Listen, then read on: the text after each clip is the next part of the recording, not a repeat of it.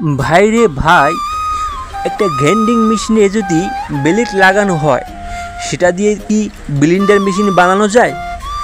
হয়তো আমার কথা শুনে আপনি চিন্তায় পড়ে গেলেন। আর যদিও ব্লেন্ডার মেশিন বানানো হয় সেটা দিয়ে আদা, রসুন, পেঁয়াজ ইত্যাদি ইত্যাদি কি পাউডার করা যাবে বা গুঁড়ো করা যাবে? আর একটা টেনশনে পড়ে গেলেন। তাহলে আমার এই ভিডিওটা শুরু থেকে শেষ পর্যন্ত দেখুন আর দেখেন একটা গ্রাইন্ডিং মেশিনে ব্লেড লাগিয়ে কিভাবে একটা ব্লেন্ডার মেশিন তৈরি করা হয়। তাহলে দেখতে থাকুন।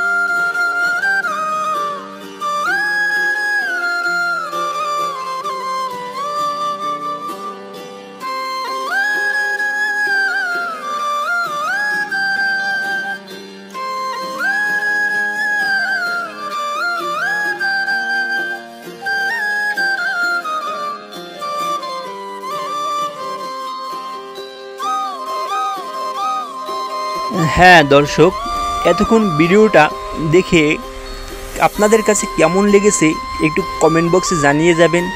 আর যদি ভালো লেগে থাকে তাহলে একটা শেয়ার করে দিবেন। আর এরকম নিত্য নতুন ভিডিও পেতে আমাদের পেজটি ফলো করুন।